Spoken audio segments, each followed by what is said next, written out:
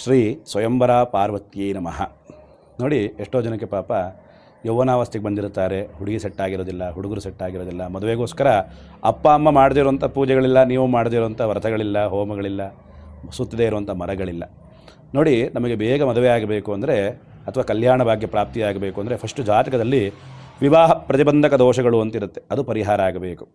ಮತ್ತು ಅದು ಪರಿಹಾರ ಮಾಡಿದರೂ ಕೂಡ ಆಗಿರುತ್ತೆ, ಕೆಲವರಿಗೆ ಆಗಿರೋದಿಲ್ಲ ಮದುವೆಗಳು ಶೀಘ್ರವಾಗಿ ಸೆಟ್ ಆಗಬೇಕು ಅಂದರೆ ನೋಡಿ, ಯಾರು ಮದುವೆ ಆಗಿರೋದಿಲ್ವೋ ಅಂಥವರು ಓಂ ಹ್ರೀಂ ಯೋಗಿನಿ ಯೋಗಿನಿ ಯೋಗೇಶ್ವರಿ ಯೋಗೇಶ್ವರಿ ಯೋಗ ಭಯಂಕರಿ ಸಕಲಸ್ಥಾವರ ಜಂಗಮಸ್ಯ ಮುಖ ಹೃದಯಂ ಮಮ ವಶಂ ಆಕರ್ಷಯ ಆಕರ್ಷಯ ಸ್ವಾಹ. ಈ ಮಂತ್ರವನ್ನು ಕನಿಷ್ಠ ಒಂದು 18 ಬಾರಿ ಜಪ ಮಾಡಬೇಕು. ಗೊತ್ತಾಯ್ತಾ? ನಿತ್ಯ ಒಂದು 18 ಬಾರಿ ಜಪ ಮಾಡೋದ್ರಿಂದ ಬಹುಬೇಗ ನಿಮಗೆ ಕಲ್ಯಾಣ ಭಾಗ್ಯ ಪ್ರಾಪ್ತಿಯಾಗುತ್ತೆ. ಮತ್ತು ಮದುವೆಗೂ ಅಷ್ಟು ಹುಡುಗನ ನೋಡೋಕ್ಕೆ ಹೋಗೋ ದಿನ ನಾವೇನು ಮಾಡ್ತೀವಿ? ಭಾನುವಾರ ಒಳ್ಳೆಯದು ಅಂತ ಹೋಗ್ತೀವಿ. ಭಾನುವಾರವಷ್ಟು ದರಿದ್ರ ವಾರ ಇನ್ನೊಂದಿಲ್ಲ. ಯಾಕೆ ಅಂದರೆ ಭಾನುವಾರ ಸರ್ವ ಕಾರ್ಯಗಳಿಗೂ ಕೂಡ ಅಶುಭ ಅಂತೇಳಿ ಶಾಸ್ತ್ರವಾಕ್ಯದಲ್ಲಿ ಹೇಳ್ತಾರೆ. ಆದರೆ ಈಗ ಮದುವೆ ಮಾಡೋರೆಲ್ಲ ಏನು ಮಾಡ್ತಾರೆ?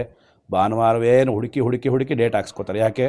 ಜನ ಬರಬೇಕು, ಊಟ ಹಾಕಿಸ್ಬೇಕು, ರಜಾ ಇರುತ್ತೆ, ಆಫೀಸ್ ಅನುಕೂಲ ಇರುತ್ತೆ ಅಂತ. ಯಾವತ್ತೂ ಅಷ್ಟೇ, ಒಂದು ಸರಿ ಮದುವೆ ಆಗೋದು. ಜೀವನ ಚೆನ್ನಾಗಿರಬೇಕು ಅಂದರೆ ನಾವೇನು ಮಾಡಬೇಕು? ನಕ್ಷತ್ರ ಬಲ, ತಾರಾಬಲ ಇದೆಲ್ಲ ನೋಡಬೇಕು. ಗುರುಬಲ ಇರುವಂಥ ದಿನ ನೋಡಿಕೊಂಡು ಮದುವೆ ಮಾಡ್ಕೋಬೇಕು. ಮತ್ತು ಹುಡುಗನ ನೋಡೋಕ್ಕೆ ಹೋಗಬೇಕಾದ್ರೆ ಏನು ಮಾಡಬೇಕು? ಆದಷ್ಟು ಕೂಡ ನೀಲಿ ಅಂದರೆ ತಿಳಿ ನೀಲಿ, ಡಾರ್ಕ್ ನೀಲಿ ಅಲ್ಲ, ಜಾತ್ರೆ ಆಗಿಬಿಡುತ್ತೆ. ಗೊತ್ತಾಯ್ತಾ?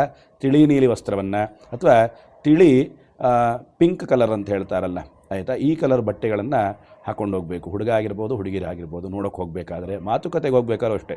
ಶುಭವಾರ ಅಂದರೆ ಶುಕ್ರವಾರ ಮತ್ತು ವಿಶೇಷ ಸೋಮವಾರ.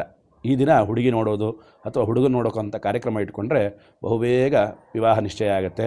ಮತ್ತು ಮದುವೆಗೆ ಮಾತುಕತೆಯೂ ಅಷ್ಟೇ, ಪ್ರಕೃತಿಯ ಮಧ್ಯೆ ಅಂದರೆ ಯಾವುದಾದ್ರು ಒಂದು ಒಳ್ಳೆ ದೇವಸ್ಥಾನದ ಹತ್ರನೋ ಅಥವಾ ಯಾವುದಾದ್ರು ಅರಳಿ ಮರದ ಹತ್ರ ಕೂತ್ಕೊಂಡು ಮದುವೆ ಮಾತುಕತೆ ಮಾಡಿದರೆ ಬಹುಬೇಗ ನಿಮಗೆ ಕಲ್ಯಾಣ ಭಾಗ್ಯ ಪ್ರಾಪ್ತಿಯಾಗುತ್ತೆ.